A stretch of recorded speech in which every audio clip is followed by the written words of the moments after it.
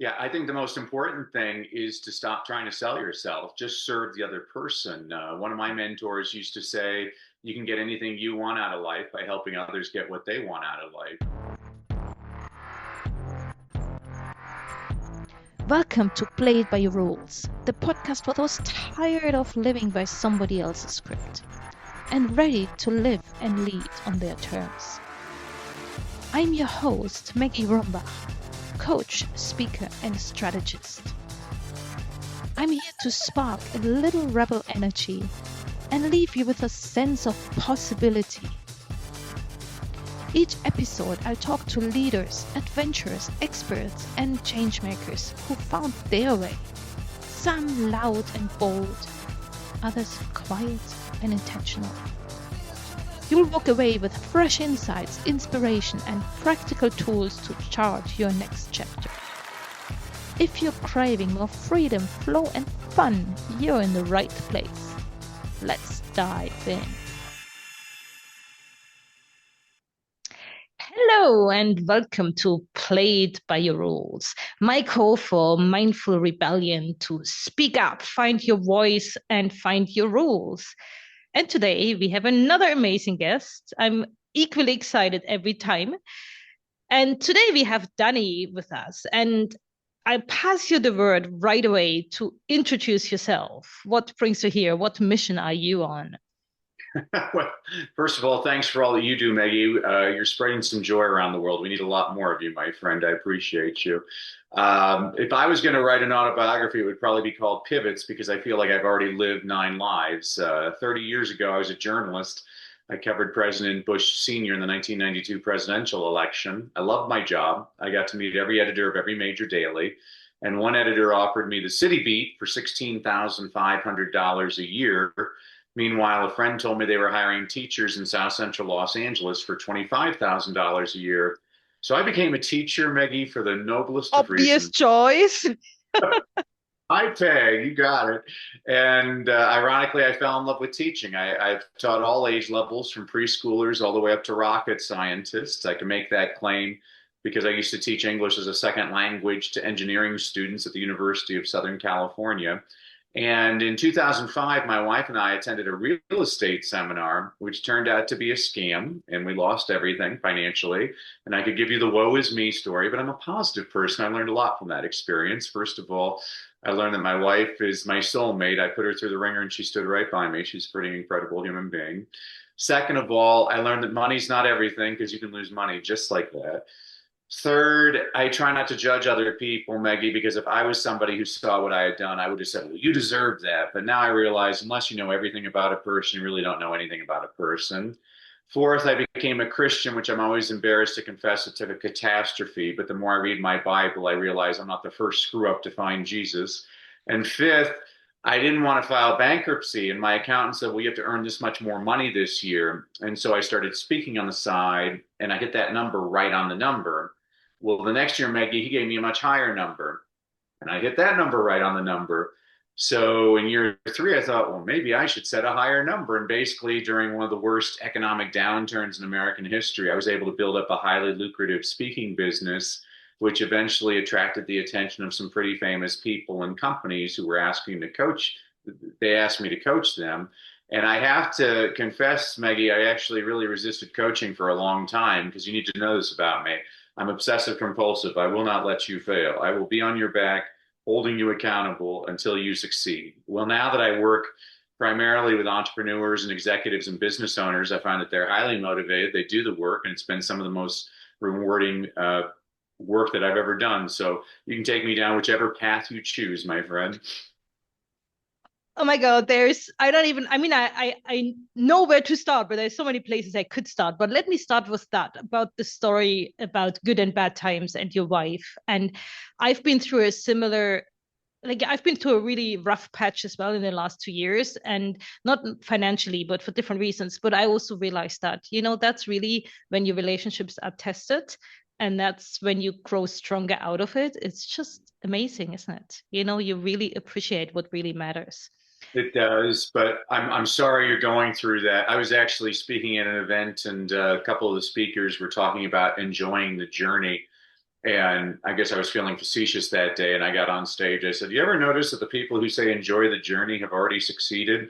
When you're in the middle of that journey, it's not a whole lot of, oh man, I'm really enjoying not being able to pay my rent. This is a lot of fun, this journey." Nobody enjoys the journey, but you can reflect on the journey and say, well, even though it stunk at the time, I'm glad I went through that. It made me stronger. So chin up, my friend.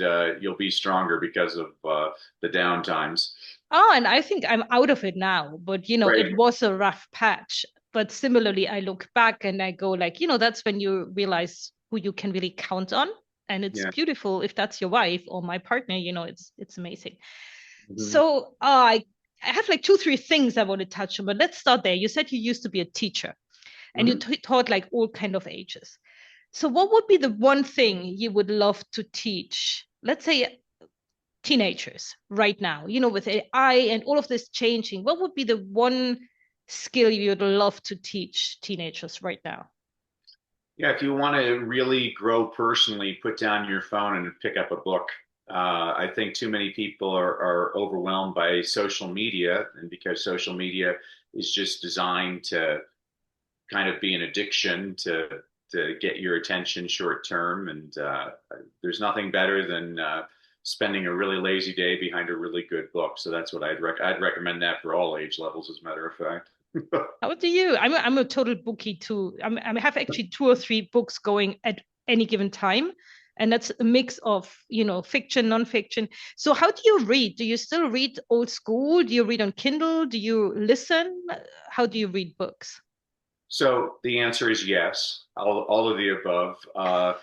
My preference is I'm an old school guy, so I like physical books, and I have this horrible habit. I write in books because I'm taking notes all the time. My father would be appalled. My father was a librarian, and he never would ever write in a book. But I absolutely love physical books. But when I do trainings with parents and they ask me, well, physical books versus ebooks, I always say yes because I mean, I prefer regular physical books, but my wife, she loves her Kindle, and I'll give you three reasons why a Kindle is great. First of all, my wife is from Singapore, so every year we go back to Singapore, and while I'm packing 20 books in my suitcase, she's packing a 1 pound, 7 ounce Kindle that has access to every book in the world. Second of all, I I like to read in bed, and it drives my wife crazy because I have to have my lamp on all the time. She doesn't need a lamp because her Kindle illuminates itself. And then third, I'm getting a little bit older now. I'm starting to lose my vision. It's difficult for me to read some of the words in books. Well, with a Kindle, you never have to worry about that because you can adjust the font size. And as far as like audio books, I work with a lot of dyslexic students, and a lot of people don't know this, but dyslexics tend to process information a lot better through their ears. And so I always say, well, stop trying to just read the book. Why don't you? I mean, it would be best if you can read the book and listen to it at the same time. But if nothing else, listen to the audio book is always a very good option. I didn't know that. That's amazing. Yeah. Because I listen to audiobooks when I do long runs, because I get bored and I don't want to pump myself up too much with music because the whole point is to run slowly.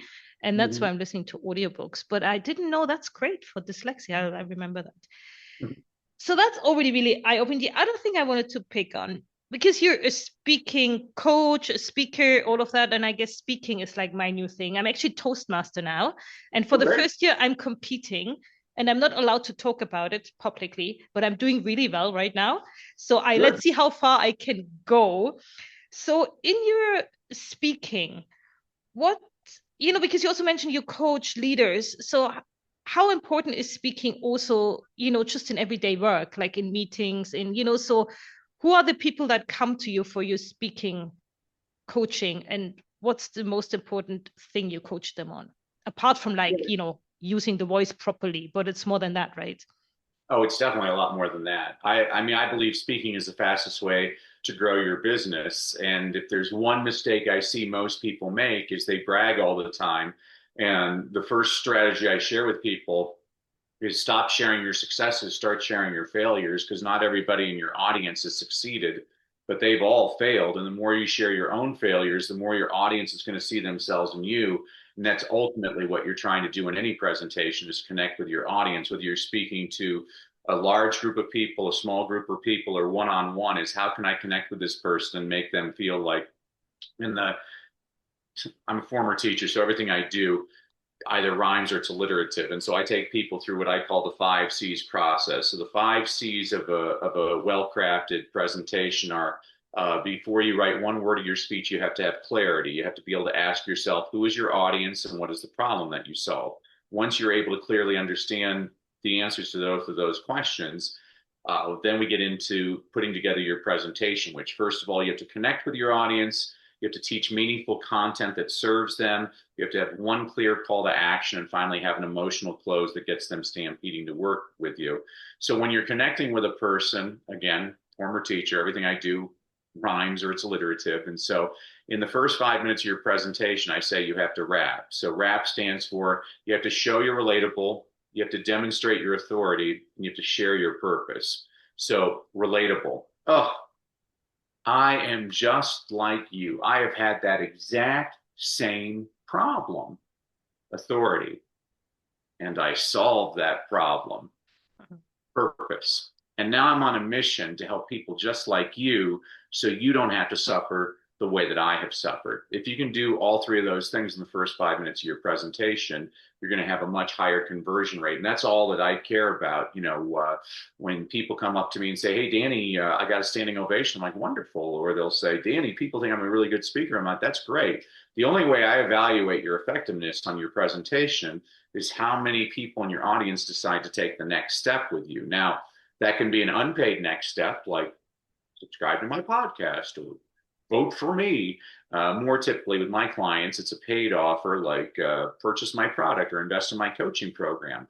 All we're looking at are your numbers. How many people were you converting before versus how many people are you converting now? And how do we get that number higher and higher? Because that's going to be your impact. I love that. And it's really, I mean, it's simple, but often the simple things are not necessarily easy to do. They're just like really simply broken down. Because what came up is I've just drafted my next LinkedIn newsletter and I'm going to check it by these criteria right after this, just to make sure it's relatable or authority, was it? And the purpose in there. And purpose. So this is not Relatable, just authority, and purpose and to in the wrap. I beginning. like that. You know, I also have 3 F's and 3 C's. I'll tell you about them later.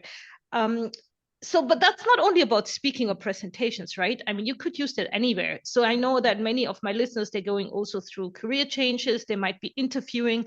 So I'm also thinking if you want to sell yourself into an interview, it's worthwhile to kind of, think about those concepts as well and think about, okay, how can I relate to the person on the other side of the table? How can I show my authority? And, does it also work in interviews? Yeah, I mean, I think the most important thing is to stop trying. Yeah, I think the most important thing is to stop trying to sell yourself. Just serve the other person. One of my mentors used to say, you can get anything you want out of life by helping others get what they want out of life. I mean, look at you with this podcast. You're such a great interviewer, not because you are waiting to ask me questions, but that you're listening to my answers and your questions are deriving from those answers. You're actually listening to me. How many people pause? Most of us are so self-centered. We're not thinking about the other person. When you go in with the mindset, like, what can I do to help this person? Things change. And so most of the people I work with, while I do work with some of the world's top speakers and help them with strategies, where I get most of my satisfaction is working with people that have no interest in speaking or they're terrified of speaking and showing them ways to be more effective. And you're absolutely right, Maggie, when you say that this is flexible enough to be used for one to many, one to few, or one to one. You can do it if you're delivering it in a ballroom, in a boardroom, in a courtroom, in a classroom. Heck, one of my clients delivered his talk in a restroom. Hopefully his call to action was to wash his hands, but it's very flexible. And I mean, you're exactly right. I use these same strategies with my own children, even though they don't realize I'm using them. How old are they? Well, now they're older, so 22, 21, and 16, but I've used it their entire life. But they're younger because mine is 8. So I'm always looking for good strategies. Because that's a smart cookie. So you have to outsmart them or, Absolutely. catch them in a meaningful way, same as you said. And I really like this, to really come with a I solve your problem mindset. And I'm a naturally curious person, so I think that helps me because I'm genuinely really interested in finding out more about all the amazing things you can teach me and tell me. So, so that helps when you come from a place of curiosity, like genuine curiosity, because then you want to dig deeper and you want to hear more and you don't necessarily want to speak more. But with your concept, I'd also like get us to a point we talked in our pre-discussion, because I think it fits in nicely, which is humor. Because humor is in speeches one way to connect, but I think humor is just an amazing tool, right? And it's just fun. So tell me more Mhm. about humor. Well, for one, most of the people I'm working with are terrified of speaking and they resist stages. And so I want you to have fun while you're on stage. I'm a little bit different than a lot of coaches, Maggie. A lot of people will say that if you really want to connect with your audience, you should share your darkest, most vulnerable moment. And there's three reasons why I refuse to coach people that way. First of all, the world just survived a global pandemic. Everybody's had a lot of bad things happen to them. I don't think we need more sad stories. I think we need more uplifting stories of hope.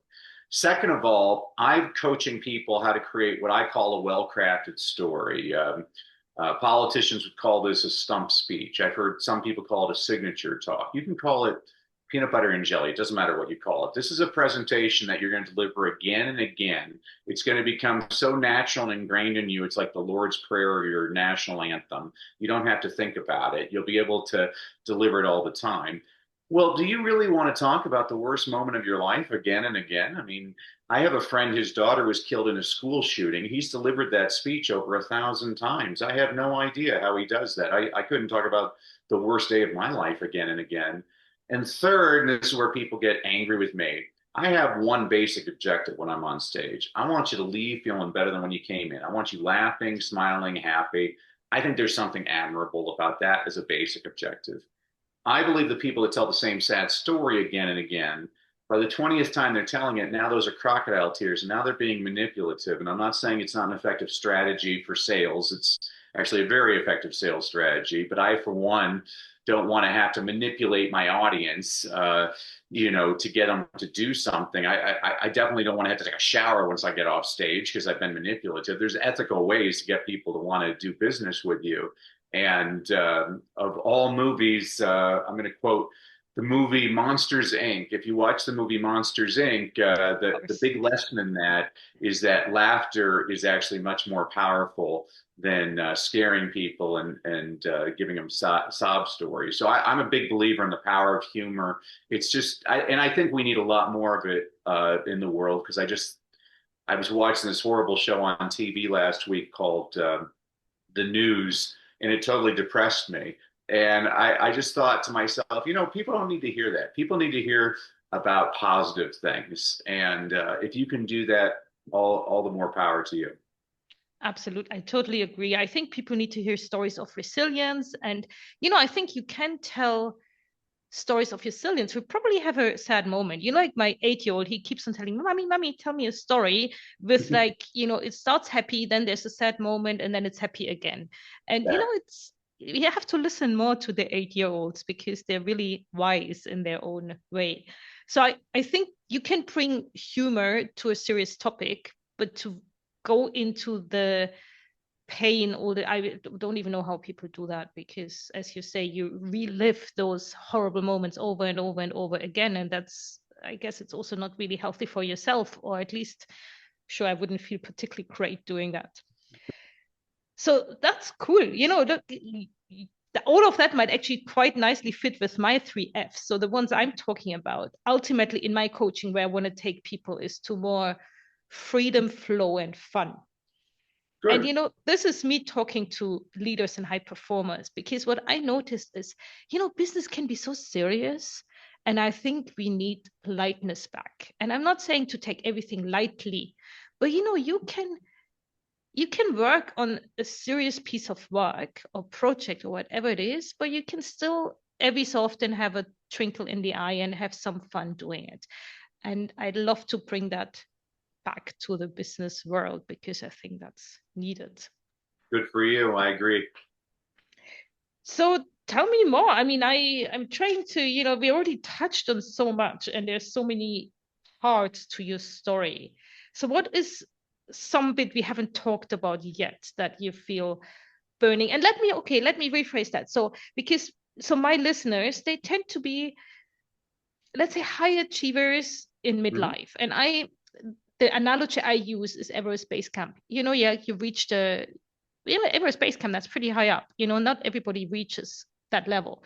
But at that Mhm. point, you kind of pause and you consider where you want to go next. Do you want to summit? Great, but then you need other tools. Or maybe you say like, no, it's fine where I am. I stay here, but I want to just be more comfortable here. Or you're done climbing and you want to go down and do something else. So that's kind of the people I designed this for. Of course, everybody else who's younger, older, and inspired, be my guest. So for that type of audience, what comes up now in the work you do that you feel like those people need to hear to make this choice as they're sitting at base camp and thinking what to do next? Well, like anybody at base camp, you need a guide. And so you and I are both coaches. We believe, and I practice what I preach. I hire coaches all the time. When ChatGPT is fairly new, when it first came out, I hired an AI coach because I wanted to learn more about AI. Ironically, everything he's taught me is already out of date and irrelevant because it's amazing how quickly AI is changing the landscape. But leaders, anything that can get you up to that next step. And so, for example, you talked about being in Toastmasters and you've been working on your speaking, which is great. I love that. So people always ask me, Danny, how do I become a better speaker? Well, there's only two ways that I know of that you can use to become a better speaker. I mean, first of all, I've had lots of wonderful coaches in my life. One of them was a guy by the name of Jim Rohn, and Jim used to say, "You can't pay other people to do your push-ups." Translation: you got to do the reps. So even the smallest towns in the world have service organizations like a Rotary Club, a Lions Club, an Optimist Club. They got schools, churches, synagogues, chambers of commerce. You need to get out there and speak. I admire anybody that joins an organization like Toastmasters because it's going to give you reps. You're going to get to practice. This podcast is a perfect example. I mean, I guarantee you, the first time you did this podcast, Maggie, you stunk. And the second time you did it, you stunk, but you didn't stink as bad as the first time. And now that you've been doing it for a while, it's starting to become a finely oiled machine. You're starting to feel much more comfortable in the role. So the first way to get better at speaking is you got to speak. Second of all, you got to watch lots of speakers. I watch 10 speakers a day. I watch politicians. I watch comedians. I watch televangelists. I watch them in front of big groups, in front of small groups, in front of men, in front of women. Here, I'll give you a ninja strategy. I watch a lot of televised award shows. And the reason is when the person wins the Academy Award, they only have 45 seconds to connect with their audience. I want to see how they use their time. Now, most people, they waste their time. They get up on stage and like, I want to thank God, I want to thank the Academy. It's stupid. Nobody's paying attention. But every now and then, somebody does a superior job of connecting with their audience. So a few years ago, there was a gentleman by the name of Joe Walker who won the Academy Award for Best Film Editing. Now, this is Hollywood. All the important people are in the front of the room, the actors, and the camera's scanning the crowd. And you can tell nobody's paying attention. It's film editing, they don't care. Well, Joe Walker gets on stage. He's British and he speaks very slowly and deliberately. He says, a lot of people don't know this, but when phrased properly, the term Academy Award nominee can be used as an insult. Well, now the camera scans the crowd. You see people leaning in like, what's he talking about? And he says, for example, yesterday I got in an argument with my 17-year-old daughter, and she said, well, Academy Award nominee Joe Walker. All of a sudden, you see everybody laughing hysterically. He gets off stage. Will Smith wants to meet him. Sandra Bullock wants to meet him. Brad Pitt wants to meet him. Time magazine said he was one of the highlights of the Academy Awards. Well done, Joe Walker. That's why That's I'm always amazing. watching speakers. I'm trying to figure out, well, what is it that they did to connect? I mean, I'll watch, if I'm working with a CEO, I'm going to watch a lot of CEOs before I work with that CEO. And I'm going to have lots of different references for that person to show them, well, here's something some other people have done. I mean, I'm working with a CEO right now. He's only 35 years old. He's running a Fortune 500 company. He kind of took the reins over. It's a family company, and most of his board are in their 50s. And so he needs to get legitimacy. And so the presentation we've been working on is of all the different roles at the lower level that he held. So he's humbling himself. He's showing everybody, hey, I don't know everything. I need your help. And it's a much better way to connect with his board of directors than if he was just going to show up and say, hey, I'm the man, even though you all have 20 years more experience than me. I love those examples. I've been paying more attention to people speaking since I started my Toastmasters journey, which is quite recent. I only started last year. But I like this to really watch purposefully different types of speeches and also see how you have to adapt your messaging depending on the context. But yes, to have a strong hook and really get people listen, it's a tough skill, but it's an amazing skill once you have it, right? Well, watch comedians. I think comedians are geniuses at this. So if you watch Kevin Hart, Kevin Hart's a short black guy, so he tells a lot of jokes about being a short black guy. Jim Gaffigan is a big fat white guy, so he tells a lot of jokes about being a big fat white guy.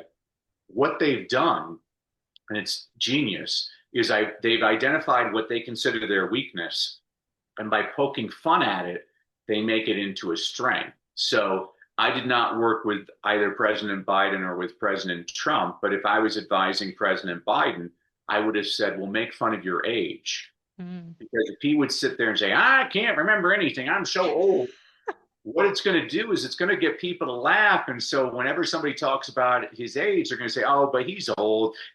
Joe, he's like a grandpa. He always makes fun of it. He's connected by turning the weakness into a strength. If I was advising President Trump, I would have said, well, make fun of your humility. Nobody is humbler than me. I'm the most humble person on the planet. That's what you do is you get people to laugh. You find your weakness and you turn it into a strength. And if you watch the best speakers, they're really smart about doing this. You give me tons of things to think about. Another comedian I really like is Trevor Noah. I always confuse the name. Like the South African guy gone late night Book is show in the fantastic. US. Yeah, What his is it? book is Travis Noah, I think, right? phenomenal. Yeah. Yeah, he's amazing. He jokes a lot about his culture background, being from Africa. It's great. So that's really cool tips. Yeah, I already took loads of notes what people could do. So I'm just thinking anything else, because we'll in a second we go into the quick fire burst questions, but anything else you'd like to suggest to listeners where they could start it on speaking? I think there are already some really great ideas. Anything Well, else that comes up? yeah, so here's a strategy. It's one of the first things I do with clients is, and you can do this as well, Maggie, is later on, I want you to sit in a comfortable chair with a pen and paper, libation of choice. And for an hour, I want you to write down every story that's ever happened in your life. And I don't mean the entire story. I just mean triggers, like the time I locked myself out of the car in front of that grocery store. The time dad spilt mustard on his tie when we went to that fancy restaurant. You'll find in an hour, you can literally come up with hundreds of stories like this. So that's the first part of the exercise. The second part of the exercise is then I want you to think about what's this story about? Oh, this is a story about never giving up. Oh, this is a story about loyalty. Oh, this is a story about priorities. I have literally hundreds of files on my computer with tens of thousands of stories. So when I'm putting together a presentation and I need a story and I'm looking for a certain emotion, I know exactly the story to spark that emotion. I mean, that's really the difference between a good presenter and an excellent presenter. Good presenters tell stories. Excellent presenters tell stories with intention. So, for example, I'm working with a woman, Dr. Kathy. By the way, whenever I cite my clients, I never give you the real names. I believe in discretion. My business partner, Coach Jimmy, he'll tell you the names of everybody because he loves the name drop. But I believe in discretion. And so, Dr. Kathy, she's selling her coaching program for 90 days for 1997, and she ended her presentation with her call to action. I said, "Whoa, whoa, whoa." That's a big mistake. And she's like, what do you mean? I'm like, you have to understand there's two types of people in your audience. I'm going to call it the husband and the wife. The husband is Joe Friday. Joe Friday sits in the audience with his arms crossed, looking at you skeptically, like, what's this going to cost me? How much do I have to do? How long is it going to take? And a good presentation addresses all of those questions that Joe Friday has in his head. But if you end with Joe Friday, you've ignored the wife. The wife is Julia Roberts. Julia Roberts, she doesn't care how much it costs. She just wants to feel good. You know, I listen to Maggie's podcast because I always learn a lot. It's like my long lost sister. She makes me feel good. And so Dr. Kathy was ignoring potentially 50% of her paying audience. And I said, you know, what do you want your audience to do? And she ultimately said, well, I want them to understand they can't do this alone. I said, oh, you need to hire an expert story. She's like, what's that? I'm like, I'll give you an example. I'll leave you all today with this. Many years ago, my wife and I, we had theater tickets. We were dressed to the nines, driving to the theater when we got a flat tire. And my wife said, well, I'll call AAA and get a tow truck. I said, you don't have to call AAA. I'm a man. I can fix a flat tire. So I got out of the car and I opened up the trunk and I got the spare tire and then I got the pumper thing and I got the big jack thing and I started trying to take off the nuts and basically 27 minutes later, I had grease all over my hands. I looked up. My wife has her arms crossed, shaking her head like I could have done so much better than this guy. Well, unbeknownst to me, 27 minutes earlier, she'd called the tow truck. This tow truck shows up, and this 17-year-old punk hops out of the tow truck and proceeds to fix my flat tire in 3 minutes. You know, I think there are times in life when all of us think we can do it on our own, but if you want to save time, you want to save money, you want to save a whole lot of headache and embarrassment, you hire an expert. And so now what I've done is I've taken a story as a metaphor, and now the audience is thinking to themselves, I've tried lots of things in the past. Dr. Kathy, she seems to know what she's talking about. Maybe I should trust her and work with her. That's the difference between just telling a story and telling a story with intention. A really well-crafted presentation should guide the audience to the call to action that you want them to take. That's gold. And I know I have many Toastmasters listening. So I'll be sharing that with my club as well, because also where this will be totally useful. So I absolutely start doing this exercise. You know, at Toastmasters, you do table topics. You know, I don't know if you're familiar with the Toastmaster structure, which is basically impromptu speaking. You get a question thrown at you, you have a few seconds to come up with a story, and then you need to bullshit for like a minute and a half or 2 minutes. And that's what I heard good speakers already tell me. It's like, have a long list of stories. So when that question comes, something will pop up. But at least you have a handful of stories ready to go.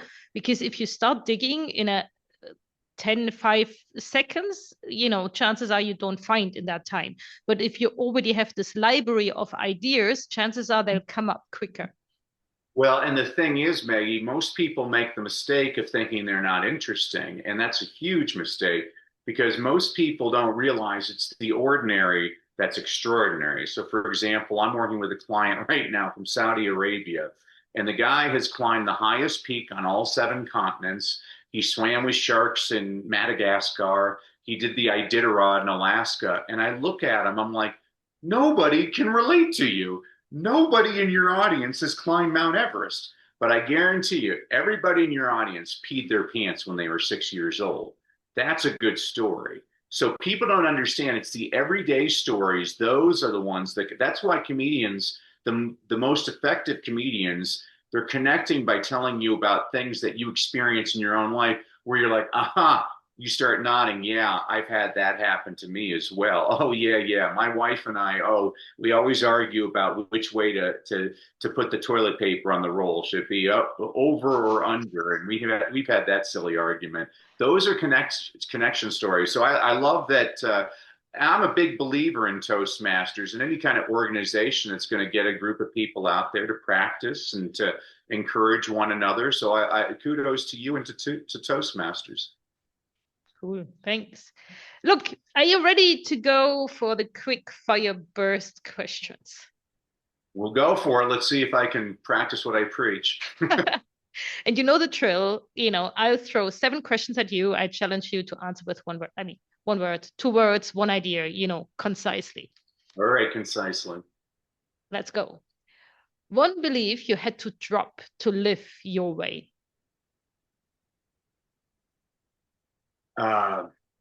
Well, if I'm going to use one word, it's humility. I don't know everything. So you had to drop, I don't know everything. Yep. So humility, Yeah, humility is a very important lesson. absolutely. A place that cracked something open in you. The place that cracked something open in me. Um, gee, place that cracked something. Brokenness, being at my lowest. Yeah, yeah. And then that was a great turning point ultimately, right? Yeah. In retro perspective. Yeah, it is. One thing you had to unlearn. Um, I'm trying to get it into one word. Um, I'm going to break the rule because it's not going to be one word, but the things they teach you aren't always right. Oh, you're not always right, really. Yeah. Well, I know I'm not always right, but I also know that being an educator, I look at some of the things we teach kids, and I'm like, no, that's not right. Mm, Probably the most important thing is that I think failure is one of the most important things that you learn. yeah, absolutely. So the next one is here. So what is your non-negotiable right now? Again, I'm breaking the rule because I'm just coming up with what's. I don't work with jerks. I actually just fired a jerk. He was a billionaire. And he's a jerk. I'm like, life's too short. I don't work with jerks. That's a great non-negotiable. Protect your energy. Yeah. Absolutely. What is the boldest risk that you took and that paid off? And that might be firing that billionaire, but I don't know, maybe something else. No, that wasn't a big risk. The biggest risk is the next one, I think. Going to doing things that make you uncomfortable. Those are always good for you. Hmm. I think I've never gotten a pedicure. I've decided I need to get a pedicure because I've never gotten a pedicure. I want to go hang out in a nail salon. I mean, that sounds great, but frankly, that doesn't sound like a huge risk. Just go for it. Well, I mean, everybody has different types of like uh, people think I'm crazy because I love traveling the world. I mean, I'm going every year I do. So you're in Switzerland. I mean, I hike all over the place. I hike with friends every summer. We did the Pyrenees last summer. This summer we're hiking around Iceland, and Oh, you know, amazing. that's not risky to me. That's energy to me. Wow. So, I mean, you mentioned before you've gotten more into spirituality. So, one thing to do could also be the Camino de Santiago. I don't know how it's Yeah, called yeah, in yeah. English. That's I was actually well when I lived in Spain. I went to Santiago de Compostela. I think the hike it's almost like a 6 week hike. That would be fun. The best hike I've ever done was Machu Picchu in Peru. That was almost a spiritual thing because I went with a group. There was 20 of us. There was 9 languages between us. All of us spoke different degrees of Spanish, and it was just such a gratifying experience. That was amazing. I did that a long time ago too. And then we arrived at the Sun Gate in the morning and it was That's cloudy. I could see that oh, far. And it was like, can't believe oh. that. So I saw picture. But anyway, the next day we went back up and, we're still stunning. But yeah, that was a bit of a, an Well, yeah, because you get up anti-climax. yeah, when you get up at dawn, as the sun rises, it just slowly illuminates Machu Picchu. It was one of the most incredible things I've ever experienced. It was wonderful. Cool. I'm also a hiker, so that sounds great. Hmm. So one word for your leadership or your life in this chapter. Kindness, And what is the ripple you hope your story creates? um, leaders, Say that one. compassionate, Ah, compassionate leaders. I think the world needs a lot more compassionate leaders. yes. Empathy, empathy. I think people have to start understanding we're all in this together, and nobody's better than others. And one of my favorite speakers and leaders of all time was UCLA basketball coach John Wooden used to say, "It's the things you learn after you know it all that make the biggest difference in life." He was a very humble leader who had greater success than any other college basketball coach in history. Wow, that's a great quote. So Danny, thanks so much for playing along. It was great, really insightful. I I don't don't know know, if it's I really played tough. very well. I didn't have But many one words. I but we're cheated. not in school. You're not getting a grade for this. I'm just trying to bottom line. But I had my voice coach. Last year I worked also with a voice coach. I had her do those questions with me for the relaunch of the podcast. So I know how tough it is to really keep them at one word. That's almost impossible. But the idea is just to think about one clear idea. So look, this was absolutely amazing. Now, if listeners are inspired, ready to go, is there anything you'd like to leave them with where they could get started, where they could find more about you? Like any last words you'd like to share to wrap up? Well, as a thank you to you, Maggie, and your audience for having to listen to me today, I wanted to give everybody a freebie. So if you go to freestoryguide.com, guide like a tour guide, freestoryguide.com, I'm going to give everybody their own well-crafted story blueprint. What this is the actual process my partners and I take our clients through to help you create your well-crafted story. What this does for you is it takes the guesswork out of what story should I use and where should I put it in my presentation. And what this means for you is a clear system on how to convert your audiences into clients. You can get that at freestoryguide.com. I'm so grateful for you to have me today, Maggie. And I always exit the way when I was a teacher, whether I was teaching my little ones or my older ones, as they exited my classroom for the day, they always had to listen to the same refrain. I said, remember, kids, education is valuable, but execution is priceless. Knowledge is not power. Only applied knowledge is power. Knowing what the right thing to do and doing the right thing are two very different things. Let's go out, do the right thing, and make this world a better place. You're making the world a better place, Maggie. I appreciate you. Thank you, my friend. Amen. That's amazing. And in my outro, it's exactly that. I'm saying just get inspired and then start doing something, anything. Just do something with this, even if it's a very small step. Thank you so much. I'll make sure I put your, this link also into the show notes so people can just click if they struggle to, scribble along. Thanks so much. And yeah, have a fantastic day. Bye. Thanks, man. Bye. That's it for today. If this stirred something in you, don't just sit on it. Do something, anything, today, right now. Take one small intentional step toward more freedom, flow, and fun. And see where the ride takes you. If this hit home, follow the show, share it with a friend, or leave a review. That's how we ripple this energy further. Want to go deeper? Head over to mindset/mastery.ch for coaching, tools, and next steps. Until next time, trust your gut, stay curious, and keep playing by your rules. Bye for now.